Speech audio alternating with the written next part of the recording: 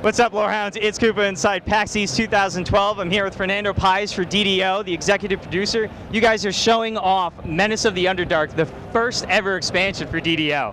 We sure are. The game is coming out June 25th. We're super excited. We're building up to it. We're gearing up for the beta that's starting next month in May. And yeah, we're hard at work. We're showing a first look today at some of the cool stuff in the expansion, including the town of Evening Star and one of the dungeons you're going to do in there, the King's Forest Wilderness area, as well as a first peek of the Demon Web and some of the monsters that live in there. So one of those monsters we got behind us right now is actually the queen bee of all those monsters, right? We got Loth. So this is the end game of the expansion? Absolutely. Loth is the big mastermind. She is a goddess. She is the deity of the dark elves of the Underdark, the Drow, of course, the baddiest of the baddest in the Forgotten Realms universe. Usually they're the ones up to no good.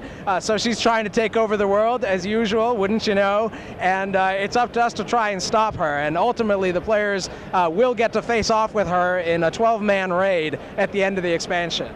So the Drow were added into DDO a little while ago as a playable class, but we're going a completely different way with them here in the Forgotten Realms universe, right?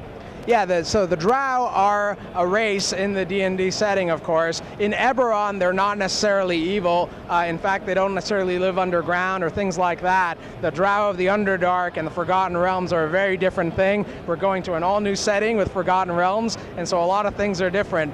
They are just much more badass, ruthless. They're the kind who will kill their buddy and then kill you next, right? They're just completely ruthless, and it all comes from Loth, this big queen bee, as you called her, but it's a big mama spider queen here who directs them. And she's on some plot to take over as Queen of Magic of the Forgotten Realms. And that's how she's pulling in not just the town of Evening Star, where our heroes will land, but the world of Eberron, and the fate of the two universes hangs in the balance. So besides her and her storyline as the main antagonist and the new Drow, what else do we have to look forward to? Oh, there's a ton in this expansion. It is the biggest release we've done for DDO ever.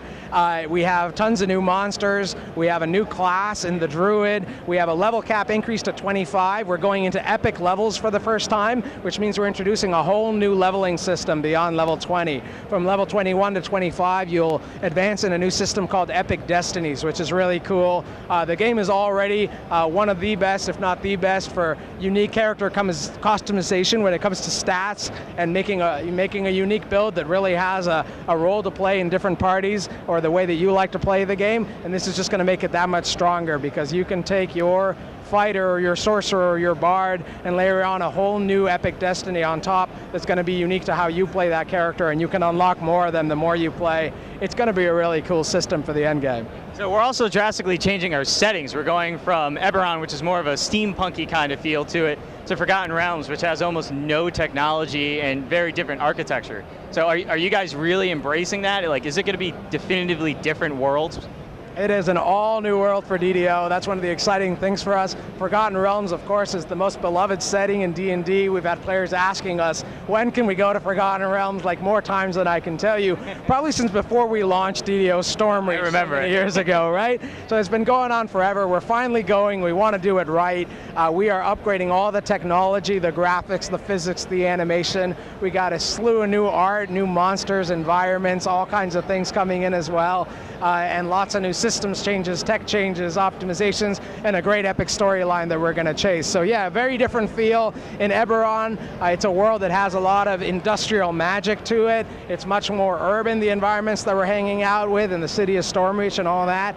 Whereas when we go to Forgotten Realms, we're going to emerge in a fairly quiet village of Evening Star in the land of Faerun. And it's going to feel like a totally different world. You know, the feel of open landscapes and kind of seeing things off in the horizon and how the world is connected. And then, of course, we're going to get to go from that overworld of Faerun down into the Underdark, this huge underworld. It's the biggest underground space that we've ever built in DDO, and that's saying something for us. We've built some big ones. Wow, yeah. This is a pretty huge space, but of course it's iconic and it's awesome. And eventually we're even going to go to Loth's home plane, which is called the Demon Web, which is sort of a space between worlds where she really resides, and that's where we'll ultimately fight her at the end. Take the fight to her? Yeah, absolutely.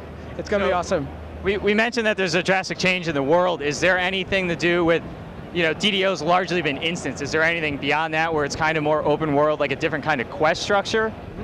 We stopped short of making the world a full open world, but what we did is, again, built it in a way where you can see off in the distance the places that you're going to, and you can walk from place to place. So after we do the expansion, one of the cool things is it's a whole new campaign for us. It's a world to explore and expand and tell new stories in, and a bunch of new lore you can grab. All kinds of stuff we can grab and call it from the classic lore as well. I mean, you think of all of these classic stories and novels and things like that. We'll have access to a lot of that stuff for future expansions and updates and things like that. So that's really exciting for us. Right after Menace of the Underdark, we start in on a slew of live updates that are going to expand the world and grow out different parts of the overworld in Faerun or the Underdark or things like that.